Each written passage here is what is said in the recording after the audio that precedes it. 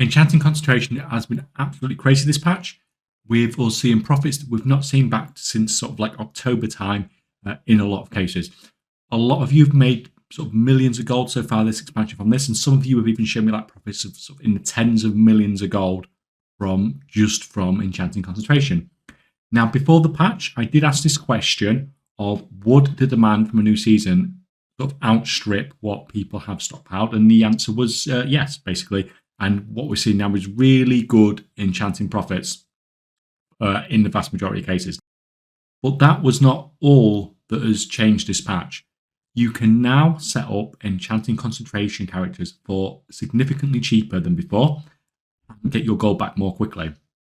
So we tested a new method for setting this up at the start of the patch. So before the enchanting prices sort of really started to shoot up, in that test, we found that we could set up a new enchanting concentration character for about 8,000 gold after it sort of sold its first set of concentration crafts.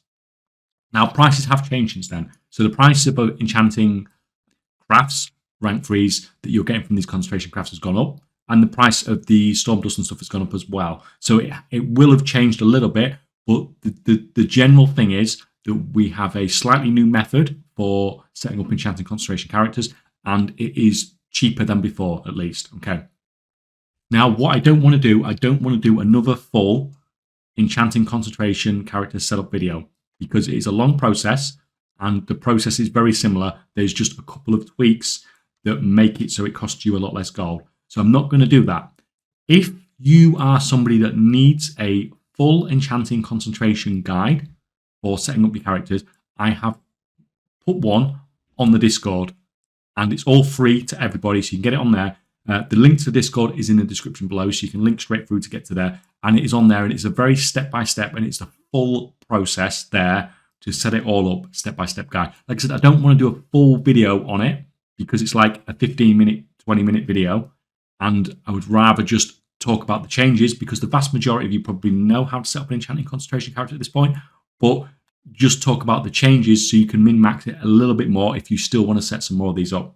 So basically what I'm going to talk about is the things that you can change to make this a cheap process for you. So the main problem, like one of the biggest drains on the amount of gold it is costing you to set up an enchanting concentration character, is disenchanting the Dark Moon decks. You have to disenchant loads of Dark Moon decks, and these cost you maybe 80 or 100 G each.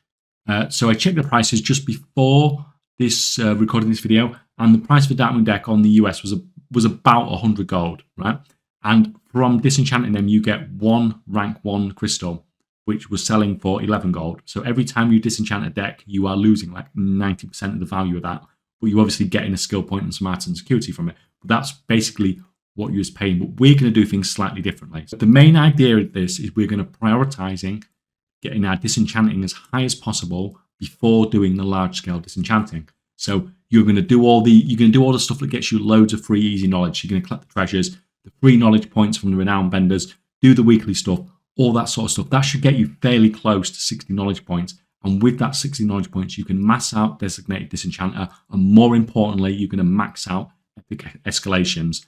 Then you're going to get your profession skill gear as early as possible, and you're going to level to at least 50 skill as well. So what this does is going to give you a huge amount of plus skill to disenchanting.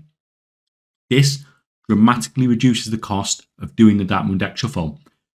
So like we said, the rank 1 crystals, 11 gold, Dark Moon decks, maybe 100 gold. The rank 2 crystals, I just checked the prices before we started, were about 70 gold each. So obviously you're losing significantly less gold if you get a rank 2 crystal whilst you are disenchanting. Now, rank 3 crystal was about 150 gold, so if you get one of those, you're actually making profit from doing the process of getting your knowledge, which is obviously significantly better than sort of like losing 90% of your value. Now, on top of that, when you have epic escalations maxed out, which you will do, you have a chance to get some of the rare regents as you're disenchanting the Dark Moon decks. So Leyline Residue in particular, this was at sort of over 140 G each, I think, when I checked the price on that. So if you proc a Leyline Residue, then that itself is automatically putting you in profit. And some of the other ones are worth like 30, 40 gold each. So once again, if you proc one of those, then it's massively reducing the cost of doing the Dark Moon deck shuffle by doing it this way. Now, the only issue with doing this, of course, is that you've wasted 60 knowledge points in disenchanting. So because of that, then surely you're going to need to disenchant 60 more decks to make up for that 60 knowledge points that you've used in disenchanting that you was going to use elsewhere to set up the Enchanting Concentration build.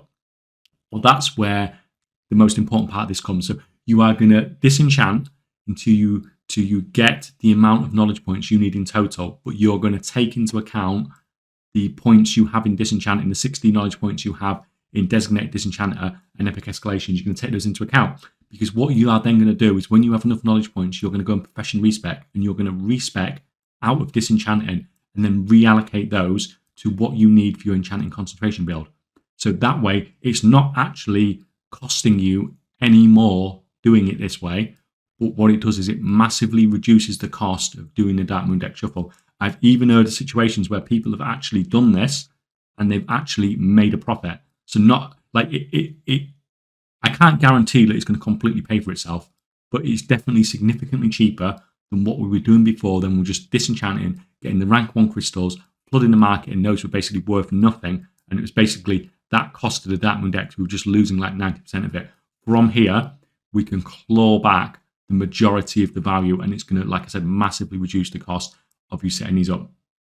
So, like I said, guys, the full setup guide, from start to finish for the whole Enchanting Concentration character setup guide is on the Discord for free to everyone. Like I said, the link for that's in the description below.